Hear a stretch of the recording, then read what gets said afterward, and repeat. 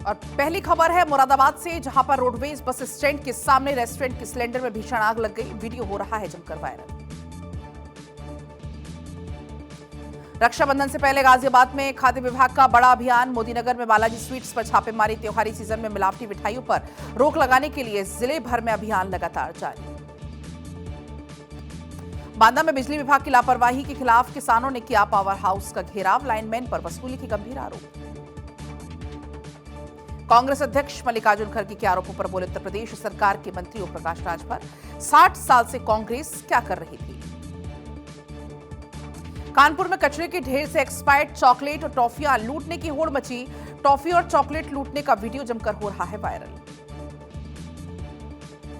सहारनपुर में पुलिस से मुठभेड़ में लूट का आरोपी घायल। तमंचा और 10,000 रुपए भी बरामद। नोएडा में साइबर जालसाजों ने 3 लोगों से 23 लाख से ज्यादा की ठगी की। व्हाट्सएप पर दोस्ती कर शेयर बाजार में निवेश कर दिया था झांसा। नोएडा में जिला अस्पताल में 17 स्वास्थ्य कर्मियों की भर्ती पर जांच शुरू। सेक्टर 39 के जिला अस्पताल में एनएचएम के तहत 17 स्वास्थ्य कर्मियों की भर्ती का मामला। नियमों को दरकिनार कर भर्ती किए जाने का आरोप। मुरादाबाद के ठाकुरद्वारा इलाके में वन विभाग ने पिंजरे में नौवा तेंदुआ पकड़कर रखा है। तेंदुए के पकड़े जाने के बाद लोगों ने राहत की सांस। नोएडा के फेज 3 में फ्लैट कब्जे को लेकर विवाद। युवक से मारपीट का आरोप है। पुलिस की कार्यशैली पर उठ रहे हैं सवाल। मेरठ पुलिस की स्वाइट टीम ने बड़ी सफलता हासिल की। आंध्र प्रदेश के काकीनाडा जिले से एक सनसनीखेज मामले में फरार चल रहे आरोपी को गिरफ्तार किया है। आरोपी शेख सादिक गिरफ्तारी से बचने के लिए आंध्र प्रदेश से मेरठ आकर छिप गया था।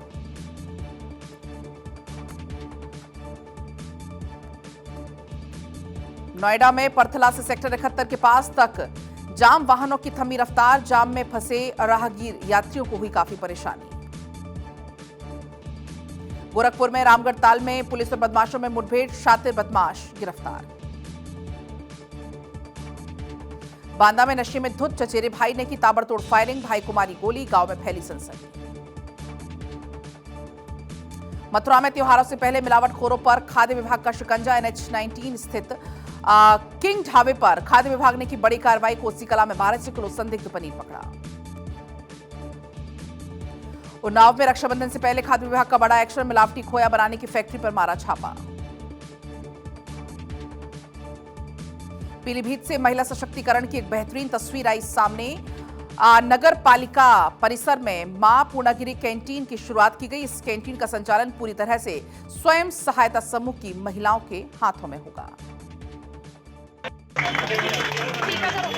यूपी सरकार लगातार हर क्षेत्र में महिलाओं को सशक्त करने का काम कर रही है। सरकार ने इसी कड़ी में महिलाओं के कल्याण के लिए पीलीभीत में नगर पालिका परिषद परिसर में मां पूर्णागिरी कैंटीन की शुरुआत की है। इस कैंटीन का संचालन पूरी तरह से स्वयं सहायता समूह की महिलाओं के हाथों में होगा। नगर पालिका परिसर में खुली ये कैंटीन न सिर्फ पालिका में आने वाले आम नागरिकों, अधिकारियों और कर्मचारियों को जलपान और भोजन की बेहतर सुविधा देगी, बल्कि स्थानीय महिलाओं को रोजगार और आत्मनिर्भरता का एक नया मंच भी प्रदान करेगी। सबसे अच्छी बात इस कैंटीन की ये है कि माँ पूर्णागिरी भी नाम है और प्रेरणा कैंटीन, और इसको चलाने वाली जो महिलाएं हैं वो महिलाएं हैं जो एक प्रेरणा देने का काम करेंगी समाज में।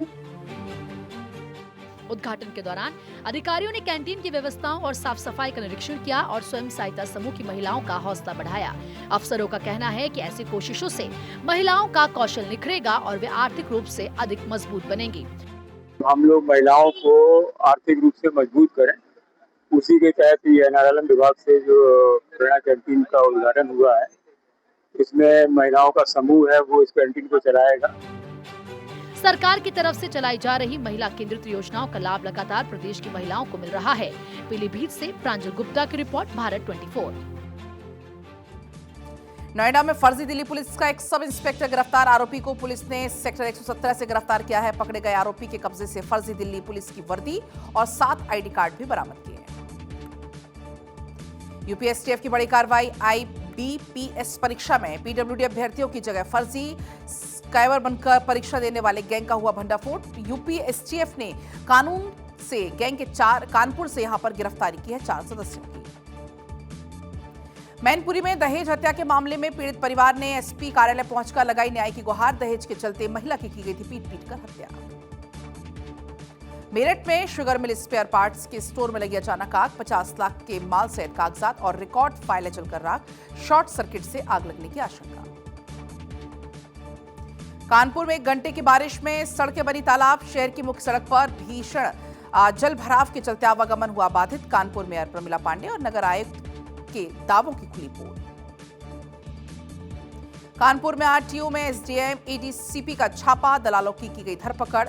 26,700 के चालान पर 21,700 की रसीद देने का आरोप है। अचानक हुई कार्रवाई से आरटीओ कार्यालय में कर्मचारियों और मौजूद लोगों के बीच मची अफरा-तफरी। अयोध्या में कचहरी में पेशी के दौरान पुलिस कस्टडी से फरार हुए आरोपी को पुलिस ने पकड़ा। आरोपी 20 अगस्त को कचहरी में पेशी के दौरान पुलिस को चकमा देकर हो गया था फरार। नोएडा में अचानक बढ़ी स्वाइन फ्लू के मरीजों की संख्या। स्वाइन फ्लू में 15 एक्टिव मरीज मिले। खांसी, जुकाम, नाक से पानी बहने और सांस में दिक्कत लक्षण हैं स्वाइन फ्लू के। सहारनपुर में नौकर ने तिजोरी में रखे हुए 30 लाख के जेवर चुराए। 12 घंटे में पुलिस ने किया खुलासा। पूरा माल भी हुआ बरामद। चित्रकूट में जायदाद के लालच में सगे भाई ने रची अपहरण और हत्या की साजिश। चित्रकूट पुलिस ने खुलासा किया है। मामले में 4 लोगों को भी किया गिरफ्तार। और अब बात करेंगे वाराणसी की, जहां पर श्रेया उपाध्याय हत्याकांड में पुलिस को एक बड़ी सफलता मिली है। पुलिस और क्राइम ब्रांच की संयुक्त टीम ने मुठभेड़ के दौरान हत्याकांड के आरोपी पुनीत मिश्रा को गिरफ्तार किया है। सूबे की पुलिस लगातार आपराधिक प्रवृत्ति के लोगों के खिलाफ सख्त रुख अपना रही है और उन पर कानून का शिकंजा कस रही है। इसी कड़ी में पुलिस ने वाराणसी के श्रेया उपाध्याय हत्याकांड में फरार चल रहे आरोपी पुनीत मिश्रा निवासी मऊ को मुठभेड़ के बाद गिरफ्तार कर लिया। मुठभेड़ के दौरान पुनीत के पैर में गोली लगी, जिसके बाद पुलिस ने उसे उपचार के लिए अस्पताल में भर्ती कराया। पुलिस ने आरोपी के कब्जे से 315 बोर का असलहा, जिंदा कारतूस और खोखे बरामद किए। डीसीपी नीतू कादियान ने बताया कि पूछताछ में पुनीत मिश्रा ने श्रेया उपाध्याय की हत्या में विवेक चौबे के साथ शामिल होने की बात स्वीकार की है।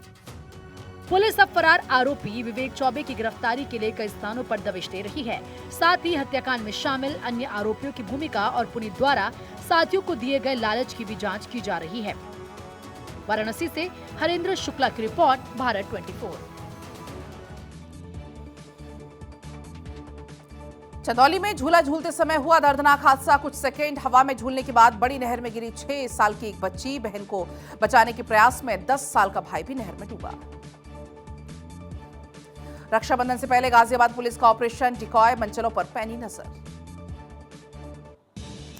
नोएडा के परथला चौक पर बनेगा 6 लेन अंडरपास। एफएनजी कॉरिडोर पर यातायात व्यवस्था को मिलेगी बड़ी राहत। हर दिशा में होंगी 3-3 लेन। अंडरपास की कुल लंबाई होगी 710 मीटर। करीब 80 करोड़ रुपए की लागत से होगा अंडरपास का निर्माण। सहारनपुर में एसटी लाइन से टच होने से चलता ट्रक बना आग का गोला। जलते ट्रक को सड़क पर दौड़ता देख ग्रामीणों में काफी दहशत। मेरठ में एंटी करप्शन का बड़ा एक्शन। सहकारी डेयरी प्रशिक्षण संस्थान की प्राचार्य वंदना सिंह गिरफ्तार। 1,35,000 रुपए की रिश्वत लेते रंगे हाथों पकड़ी गई। एटा में तेज बारिश से गिरा करीब 100 साल पुराना पेड़। लगातार 2 घंटे हुई तेज बारिश के चलते गिरा एक पेड़। रक्षाबंधन के मौके पर सीएम योगी ने हर साल की तरह इस साल भी बहनों को दिया खास तोहफा। रक्षाबंधन पर सभी बहनें रोडवेज बसों में निःशुल्क यात्रा कर सकेंगी। 27 अगस्त सुबह 6 बजे से 29 अगस्त रात्रि 12 बजे तक यात्रा होगी फ्री।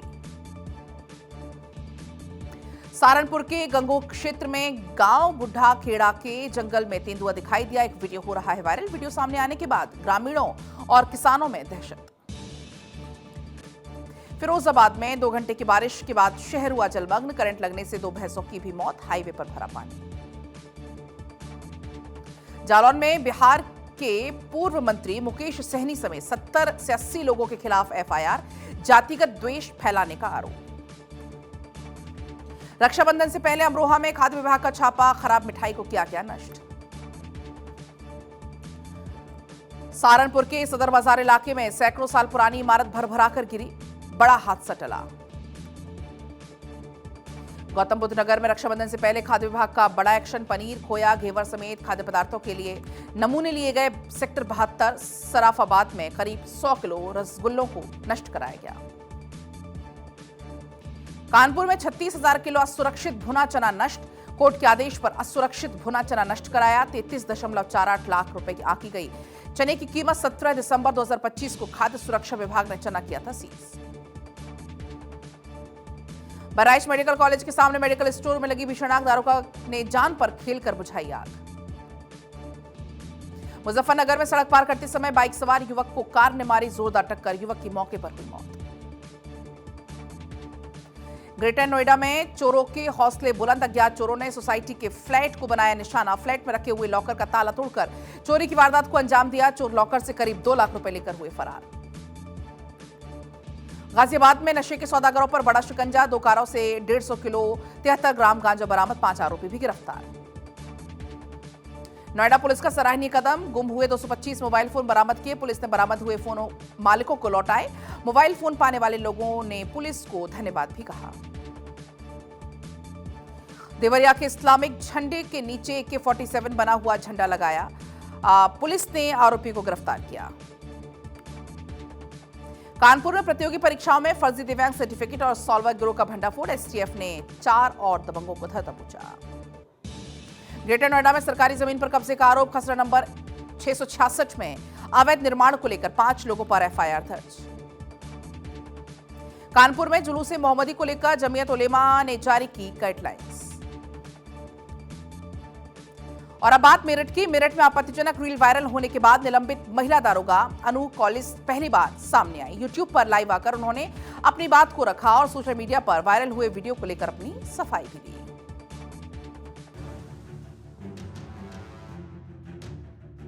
आपत्तिजनक रील वायरल होने के बाद विवादों में चल रही निलंबित महिला दारोगा अनु कॉलिस यूट्यूब पर लाइव आई और अपनी बात रखते हुए सोशल मीडिया पर वायरल हुए वीडियो को लेकर सफाई दी। लाइव के दौरान अनु कॉलिस ने कहा कि वो कई दिनों से कमरे में बंद है और मानसिक रूप से बेहद परेशान है। उन्होंने कहा कि सरकारी नौकरी हासिल करना आसान नहीं होता और इस पूरे मामले से वो काफी तनाव में है। इसी दौरान उन्होंने जान देने के ख्याल आने की भी बात कही। अनु ने कहा कि जो कपड़े वो घर में पहनती हैं, उनसे उनके पिता को दिक्कत नहीं है, अन्य किसी को शिकायत क्यों है। मैंने पुलिस महकमे की छवि को धूमिल नहीं किया। अनु कॉलिस ने इन्फ्लुएंसर अमित किल्होर को भी जवाब दिया, जिसकी पोस्ट के बाद उनका वीडियो सोशल मीडिया पर वायरल हुआ था। बता दें कि 16 अगस्त को पुलिस आचरण नियमावली के उल्लंघन और कथित आपत्तिजनक वीडियो वायरल होने के मामले में तत्कालीन SSP अविनाश पांडे के आदेश पर अनु को तत्काल प्रभाव से निलंबित कर दिया गया था।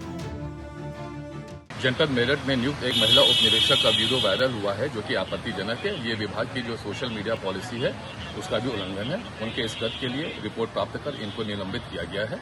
वीडियो की सत्यता की जांच हेतु साइबर सेल को सौंप दी गई है। शीघ्र वहां से रिपोर्ट प्राप्त की जाएगी। इस पूरे प्रकरण की जांच क्षेत्राधिकारी कार्यालय द्वारा संपादित की जाएगी और जो भी उचित कार्रवाई तथ्य और सत्यता के आधार पर है वो अमल में लाई जाएगी।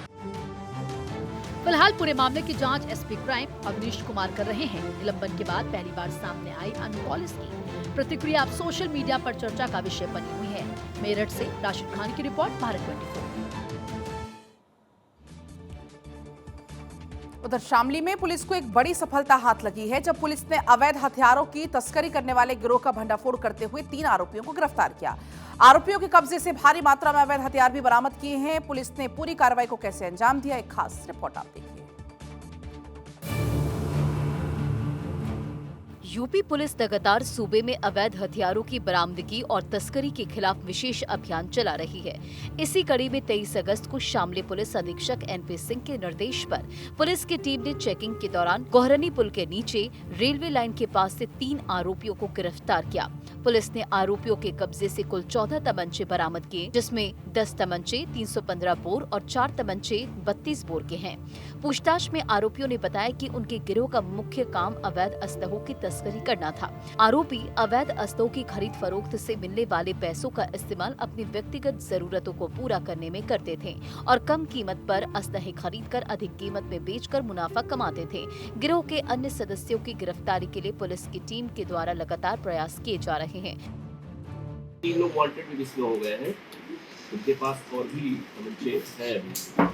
पुलिस ने गिरफ्तार आरोपियों के खिलाफ मुकदमा दर्ज कर आवश्यक कार्रवाई शुरू कर दी है। शामली से वरुण पवार की रिपोर्ट, भारत 24। वाराणसी के शिवपुरवा इलाके में उस समय सनसनी फैल गई जब 6 अगस्त से लापता 19 साल का युवक इशू कनौजिया का शव पुलिस ने रेलवे क्वार्टर के पास गोबर के ढेर से बरामद किया। शव को प्लास्टिक के बोरे में बंद करके छिपाया गया था। युवक की हत्या से इलाके में काफी दहशत का माहौल है। पुलिस को उस समय बड़ी सफलता हाथ लगी जब 6 अगस्त को लापता युवक ईशू का शव पुलिस ने रेलवे क्वार्टर के पास गोबर के ढेर से बरामद किया। शव को प्लास्टिक के बोरे में बंद कर छिपाया गया था। पुलिस ने मामले में 3 आरोपियों प्रदीप, रोहित और रामकिशन को गिरफ्तार किया है। पुलिस की पूछताछ में सामने आया कि 7 अगस्त को आरोपियों ने ईशू को अपने साथ ले जाकर शराब पिलाई। जब वो अधिक नशे में हो गया तो रेलवे क्वार्टर के भीतर उसकी हत्या कर दी गई। इसके बाद साक्ष्य छिपाने के उद्देश्य से शव को प्लास्टिक के बोरे में बंद कर गोबर के ढेर में दबा दिया गया। का आपसी विवाद हुआ था किसी चीज को लेकर के कुछ दिनों पहले। उसी क्रम में इन लोगों ने योजना बनाई थी उसकी हत्या करने की। इन सभी पे पहले भी कई आपराधिक मुकदमे दर्ज हैं।